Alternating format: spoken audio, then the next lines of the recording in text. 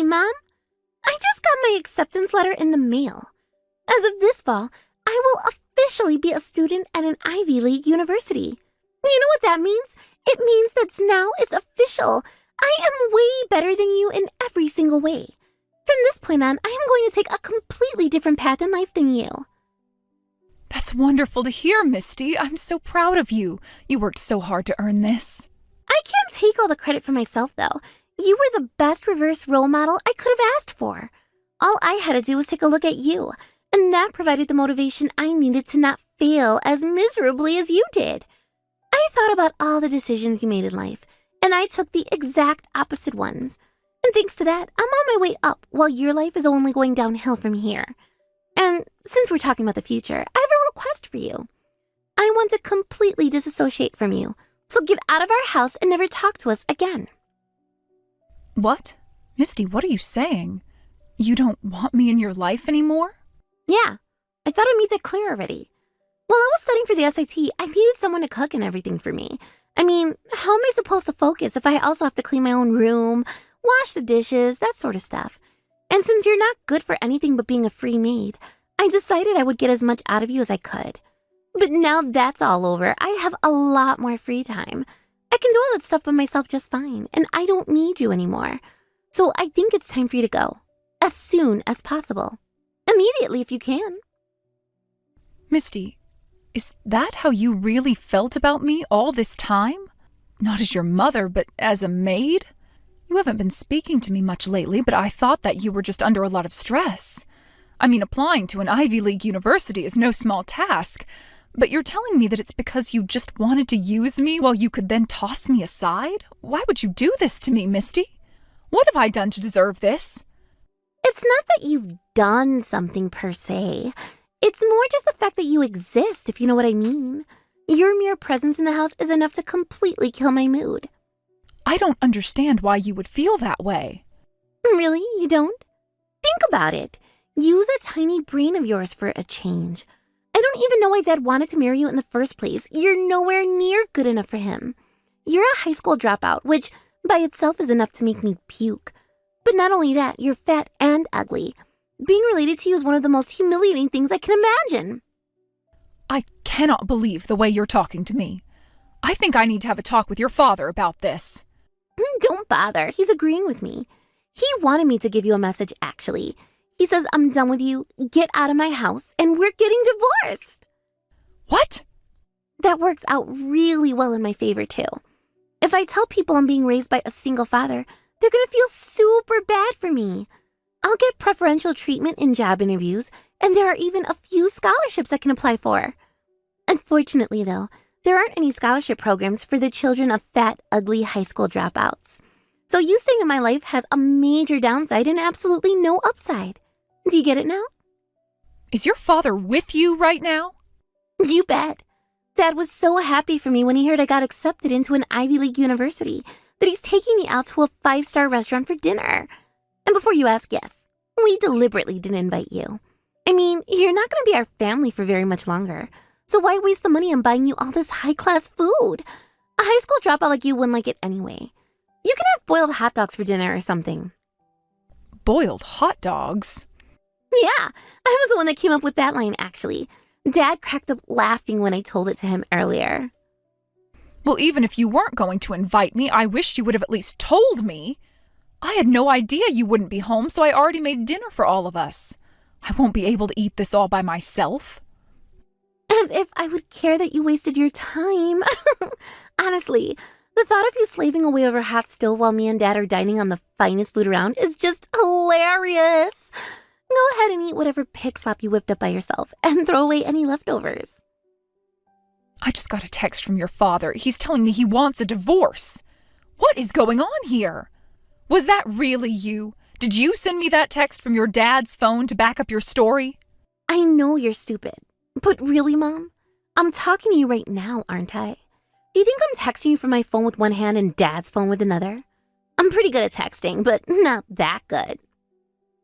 Then this is what your father really wants? He really wants to divorce me. I've been trying to convince him to break up with you for ages now. I tell him every day that you're just a fat, ugly high school dropout, and he can do better. Looks like I finally managed to convince him I'm right. I see. So, the two of you are sure about this, are you? Surer than we've been ever about anything. We were literally just talking about how much more fun we'll have without you around. Dad was saying how great it would be if we got back from this awesome dinner and you were already gone. All right then, I'll leave. If that's what you really want, then I have no objections. Wait, really? Awesome! Thanks so much, Mom. Divorcing Dad is the best high school graduation present that could have ever given me. This is the best! I'll have my lawyer draw up a set of divorce papers tonight. I'll pick them up from his office in the morning, sign them, and drop them off in the afternoon. After that, I'll leave. Is that what you want? That is literally the best possible way this could have gone. I was afraid you would drag the process out. I never expected you would give up so easily. Why would I want to drag the divorce out? You aren't worth the time. Now, I have a lot of things to do before tomorrow, so I'll end this conversation here.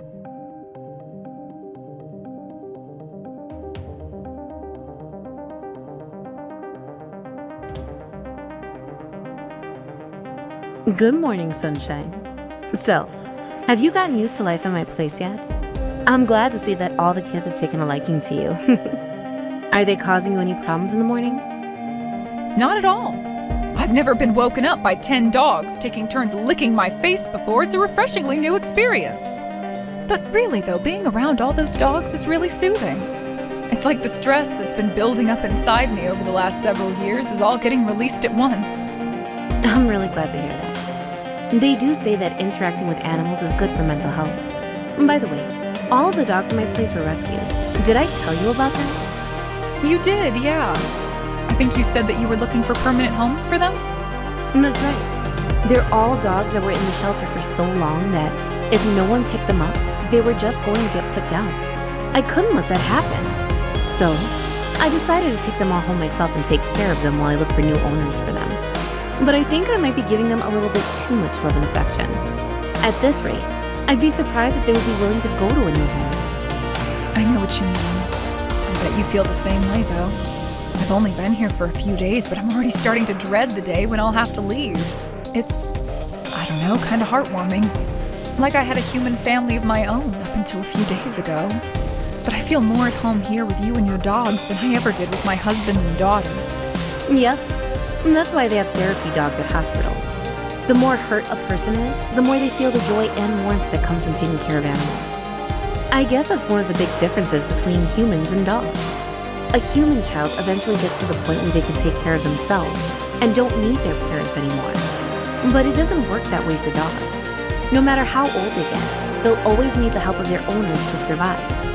I don't have kids of my own, but I feel like maybe the motivation I get from taking care of these dogs is similar to a parent's feelings towards their children. Yeah, speaking from experience, I can say it's similar but different. With these dogs, all you need to do is pour love and affection into them and they'll give it right back to you. Human kids, not so much. Wow, Sherry. It seems like you really had a hard time with things with your husband and daughter.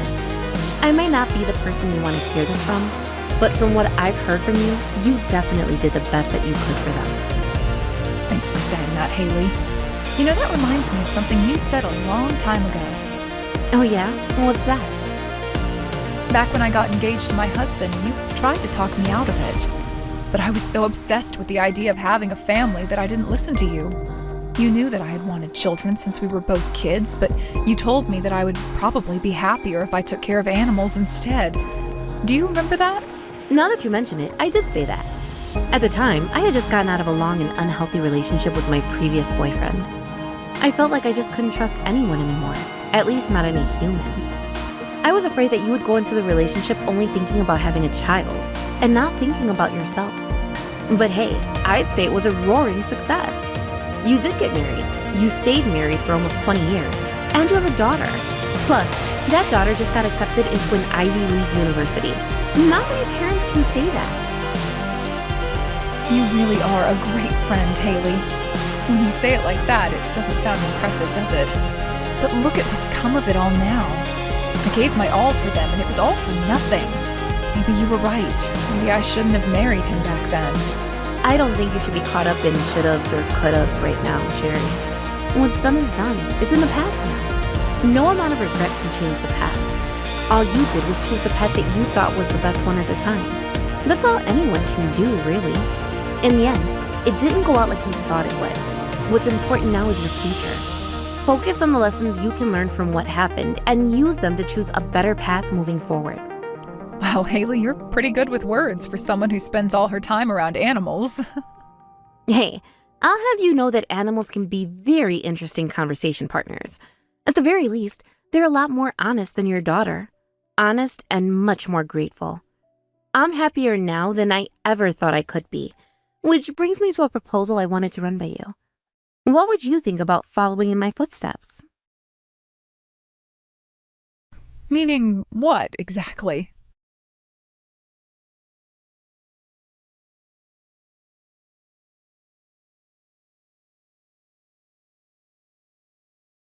All right, listen up. I want answers. My dad just told me he's not going to be able to pay for my college tuition anymore. I don't know why you'd expect any answers out of me. I'm nothing to you anymore. If you want answers, go and ask whatever questions you may have of your precious daddy. It's no longer any business of mine what goes on with you two. I already tried that. Why do you think I'm talking to you? And what did he tell you? All he would tell me is that he can't pay for my tuition, so I would have to find some other way to pay for it. When I asked him why, he told me to ask you. What's going on, Mom? Did you do something to Dad? I didn't do anything. It's just that I'm not going to pay for your college education anymore. What? What are you talking about? You're going to pay for my college tuition since when? No, I was going to pay for your tuition. I changed my mind, though, and I'm not going to do that anymore. Your dad certainly can't pay for it, and that's why he's telling you to either find some way to finance it yourself, or else you'll have to drop out. What part of that don't you understand?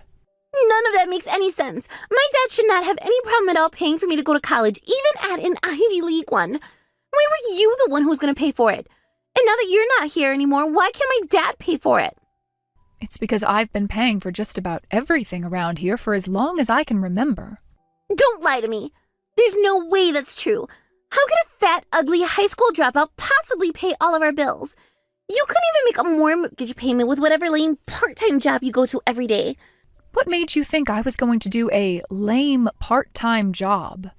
I mean, you are, aren't you?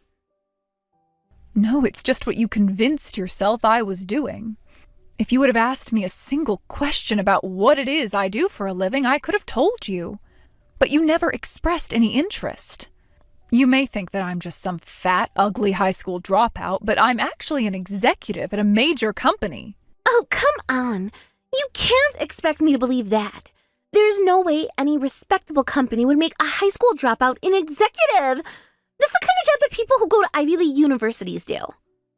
I'm sure that's what you would like to believe, but I'm afraid that's a product of your imagination. It's like you've never set foot in the real world. Well, I haven't yet, no. I'll have plenty of time to go for that once I go to college, though. You think college campuses are the real world? Yikes.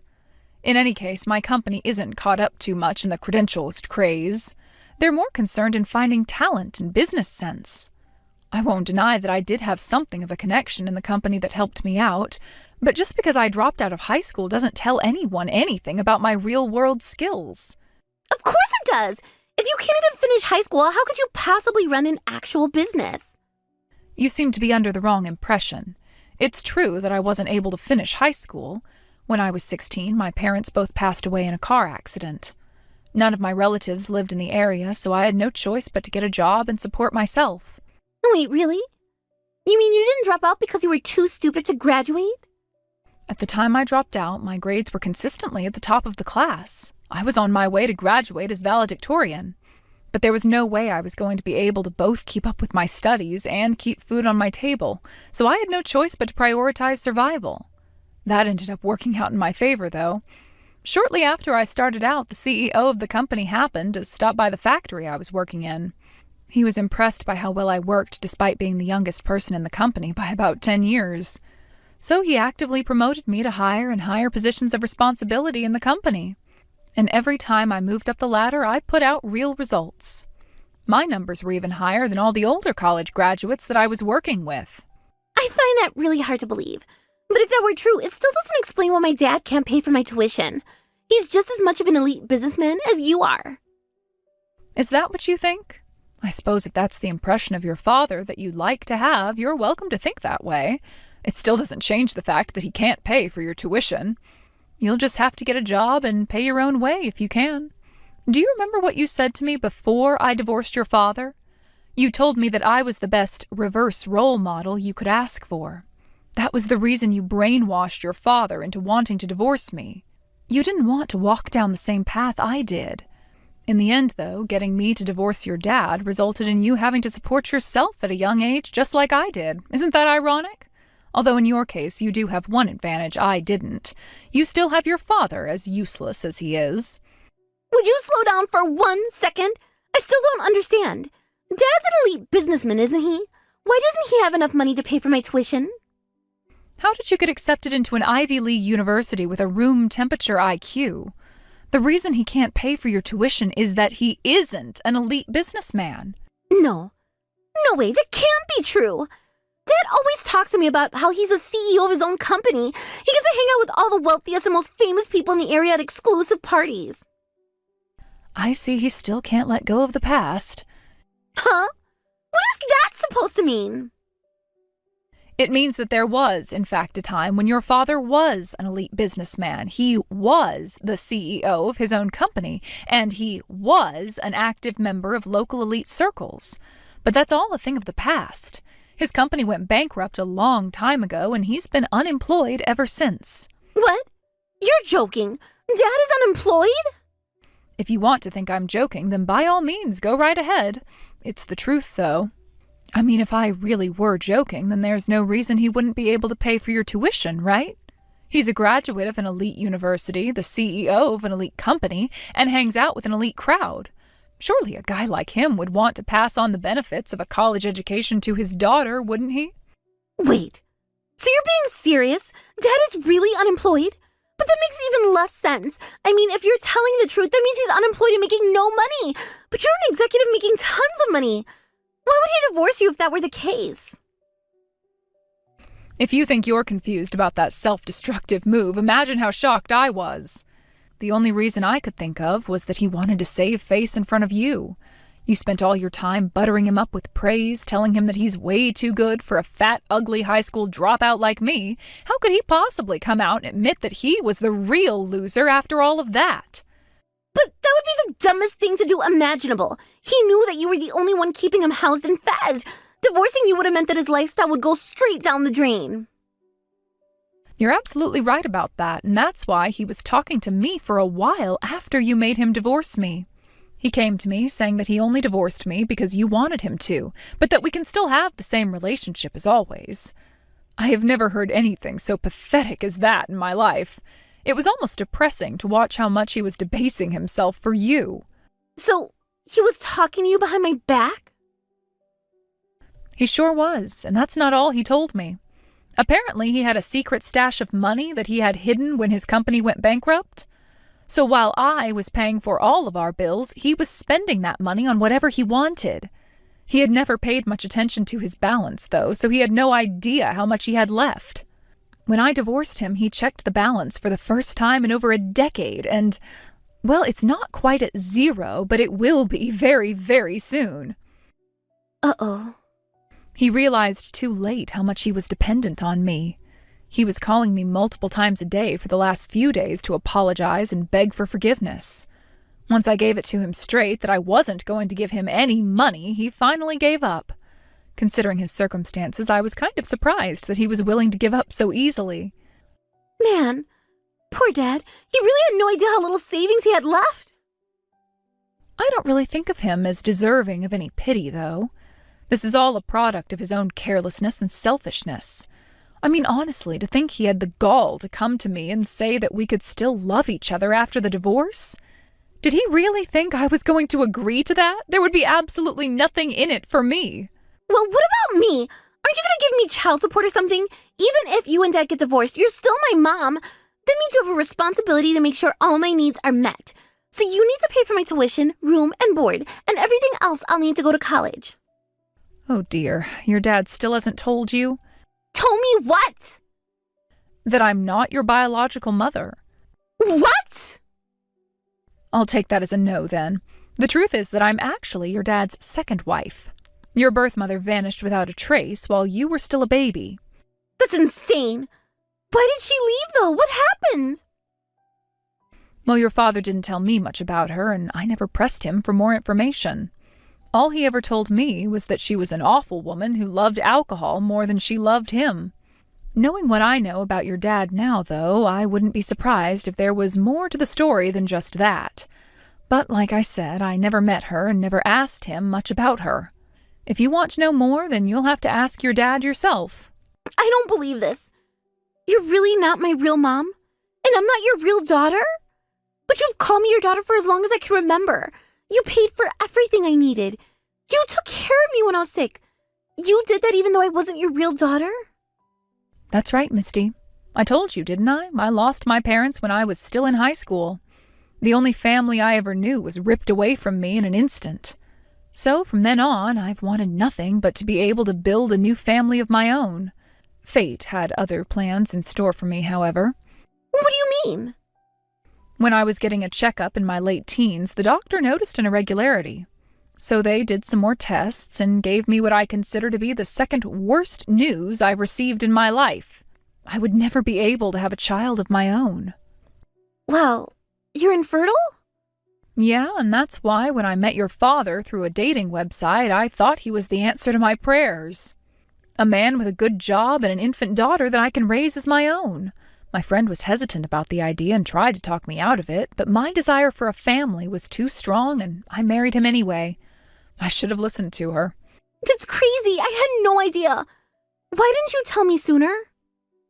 Your dad decided that you didn't need to know until you were older, both about his company and about your birth mother.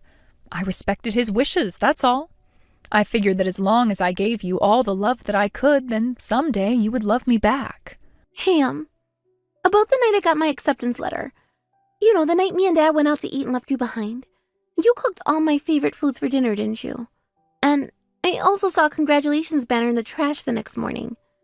Did you do all that for me because you loved me? I did consider myself your mother, after all. You, however, only thought of me as a free maid. Yeah, I said that, didn't I? Look, I'm really sorry about what I said to you. You were good to me, and I didn't deserve anything that Dad and I did to you. You don't need to apologize to me, Misty. I've already learned that humans can't be trusted. If you genuinely feel sorry, then there's only one thing for you to do.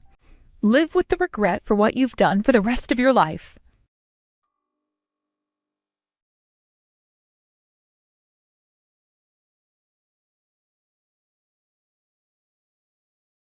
Misty kept persistently apologizing to me even after that, but I'd already made my decision. I'm not going to waste any more of my time or money. In the end, Misty was unable to secure enough funding to be able to go to college, so she had to withdraw her application. However, it does seem like everything that happened had a profound effect on her. I heard from an acquaintance that she's decided to enter the workforce and start her life over again. As for me, the time I spent with my friend Haley and all her dogs was instrumental in healing the emotional damage I suffered at the hands of my ex-family.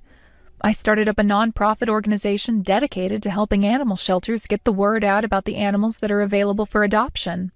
It's the most fulfilling thing I've ever done, and I'm excited to get up every day and do something that is both enjoyable and meaningful.